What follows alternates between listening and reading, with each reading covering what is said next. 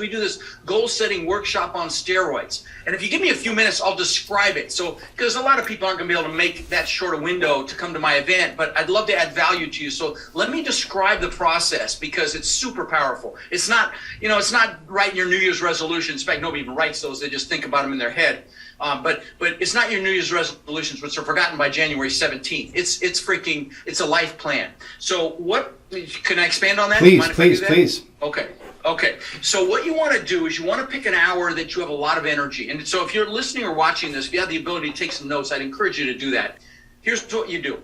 You pick an hour when you have a lot of energy and you write down everything you could ever possibly want in life. All the stuff, the houses, the cars, the boats, the jet skis, the planes. Take the lid off your brain. Imagine if you write it down, you're going to get it.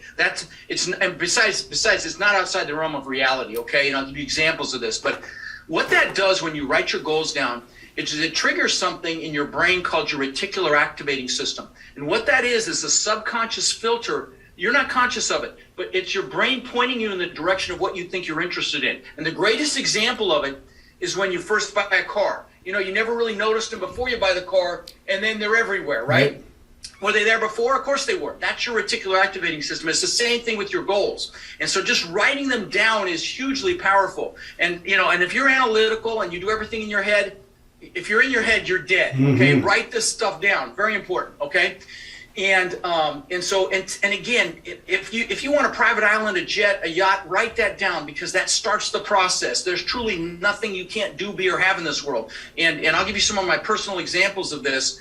I'm not going to be bragging, but I've got some great examples of this. So I want to share this.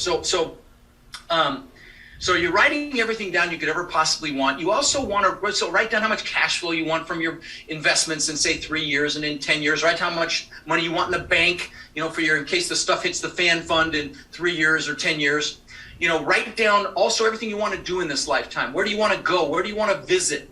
Maybe you want to write a book. Write that down. Maybe you want to climb every mountain over 14,000 feet. Write down your bucket list items. I had to jump out of a perfectly good airplane. I did that a couple years ago. I'll never freaking do it again. It's off the list. So that's the kind of stuff. Write all that stuff down too. Also write down everything you want to learn in this lifetime. Maybe you want to learn a foreign language. You want to learn a skill. Learn it from Scott here. Or if you want multifamily, for God's sakes, come see me. So write that down. And then lastly, write down who you want to help. Okay, we will do more for others than we'll ever do for ourselves. And again, this is the fuel. This is what gets you to take action. This is the fuel to do that. So write down who you want to help. Like, I bought my parents a house when my dad was alive on a canal here in Florida. Took them on cruises, bought them a car. So write down who you want to help. Write that down. And then once you can't think of it, and by the way, if you're analytical, don't stop and analyze each answer. Just keep writing. Don't stop yourself. Keep that freaking momentum, okay? Don't let the pen leave the paper. You can always scratch it out later. Once you can't think of another thing, big things, small things, everything, remember that.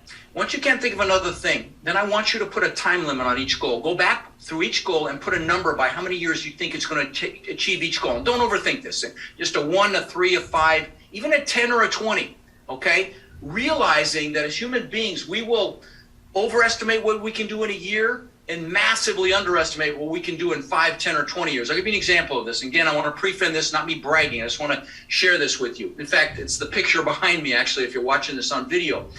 Back when I lived in Denver, I always knew I wanted to live on the beach, and there's no beach in Denver, okay?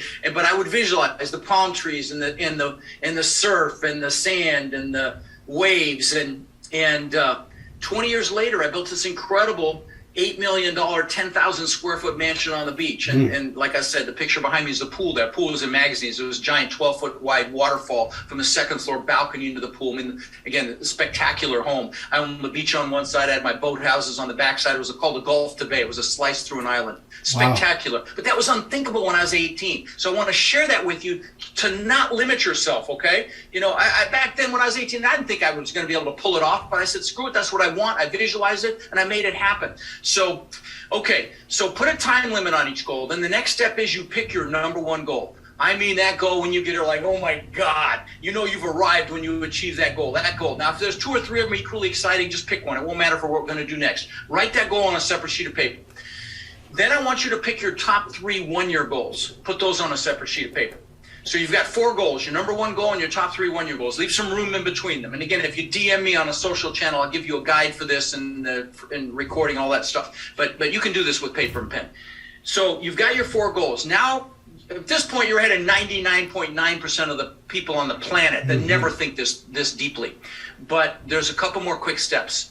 You need to write down under each one of those goals why it's an absolute freaking must for you to achieve it. It has to happen, okay? And you want to use emotionally charged words. Words like amazing and beautiful and incredible. Words are very powerful, and you want to use them to juice you, okay? So you might say, so I can show my kids what incredible abundance looks like. So I can show my wife what it means to have a life of amazing freedom. Whatever it is, whatever's going to juice you, okay? Put that down there.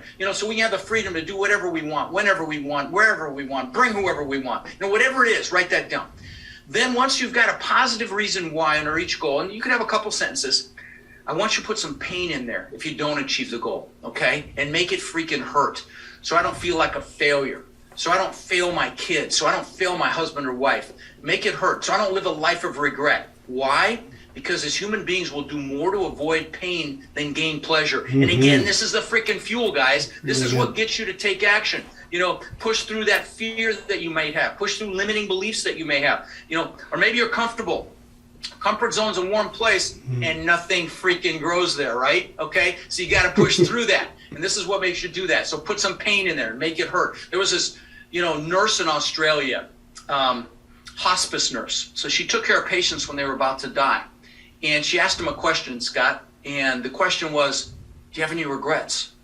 And she wrote a book about it. It's called The 5 Regrets of Dying. You know what her name is Bronnie Ware. You know what the number 1 regret was? It was not living the life I could have lived, living someone else's life, not doing what I know I'm capable of. Guys, this is what prevents that from happening, okay? I can't think of anything worse. So, don't fear failure. Fear being in the same place you are a year from now that you are now, unless you freaking love where you are right now, right? So that's what you want to fear.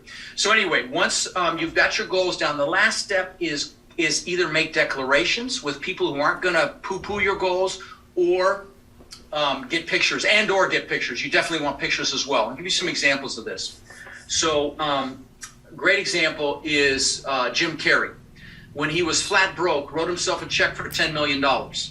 And for those of you millennials, a check is something we used to use to pay for things, like Zello and Venmo or whatever. But anyway, so he wrote himself this check, and he would go up by the Hollywood sign, flat broke, and he'd look at it and visualize cashing it. And that's how much money he made for Dumb and Dumber. I'll give you a more recent example. Demi Lovato, the singer, 11 years ago when she was pretty much unknown, posted on social media, one day I'm going to sing the national anthem in the Super Bowl. Not this last one. Go watch the one before, last year. She sang it. I'll give you some personal examples from me. Back when, I turned 18 and I was going to sell houses, I figured I needed a 4-door car. So I bought this bone ugly Ford Granada, bench seat in the front, just a real piece of crap. But I figured that's what I had to have, right? Well, the guy I worked for that I was telling you about, he had 2 Corvettes and he let me drive one. And I'm like, oh my God, this is freaking amazing. So I got a picture out of a magazine. This is before the internet had been thought of yet. I got a picture out of a magazine. I put it on the visor of my Granada. So every time I sat in the car, it was right there in front of my face. Within a year or two, I had a beautiful Corvette. I'll give you a couple more examples. Again, please know I'm not trying to brag here. I want to inspire you to what's possible. In fact, this stuff doesn't even interest me anymore. And so replace what I'm sharing with you with whatever it is you want, okay? Because this freaking works. This is back when the TV show Magnum PI was out, okay? Actor's name, Tom Selleck. Tom Selleck, oh yeah. He was a detective, remember Oh yeah. that? Yeah. So he was in Hawaii and he drove this Ferrari 308. And that was the first time I'd seen an exotic car. And I'm like, oh my God. So I got a picture of that actual car, put on the visor of my Corvette. Within a year or two, I had a Maserati look just like it. Last example. I'm the guy that always wanted a Lamborghini, okay, once I found out about them. And and what's interesting is my son collected models of exotic cars. He had about 30 or 40, the Porsches and the Ferraris and the McLarens. And he had a model of a Lamborghini, exact same color and style that I ended up getting, which I wrecked, but anyway. So again, the point is get pictures. In fact, let me share something with you. Do you put these on YouTube? Yes. Okay, so this is my planner. Okay, it's on today. It's the 17th today. Okay, in the back of this planner, it used to be a daytimer, now it's Franklin Covey is the planner, but luckily the hole's lined up, because in the back of this thing, I've got pictures that have been in here for 21 years. No kidding. First pictures are my gratitude pictures.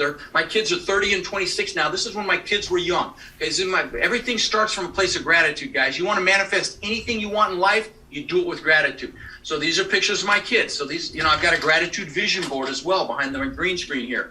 All right, then I've got pictures of the houses I wanted. That top picture looks just like the house out on the beach. I had 10-foot high glass like that was 80 feet long, butt together, had travertine floors just like that. This is before I built it. This bottom picture, well, I can't show you because I usually have a picture behind me of my backyard now, but just to say it looks just like this bottom picture, it's freaky, okay? It's before I ever had, I live in a compound now. I've got 6 buildings. I've got a big main house. I got a 2-bedroom guest house on the water. I've got a media building. I've got a big exercise facility, 5-car garages, and on and on and on. And like I said, it looks like this bottom picture, but I can't show it to you. But then stupid stuff like I've got a few $100,000 worth of watches, stupid shit I thought was important at one time. There's a Lamborghini before I got it, okay? The Rolls Royce, the Bentley, all the stuff that I got because I had pictures, okay? So get pictures. Put them around you, screensaver, put them on the wall, go to Walgreens, CVS, have them blown up and put them around you. And because it works. And so anyway, drop the mic. Fantastic, man. My goodness. Yeah. And I've taken a lot of notes. I got to tell you, just from the heart, you're re-inspiring me. I know what I'm doing tonight when I get home. I'm resetting some goals. So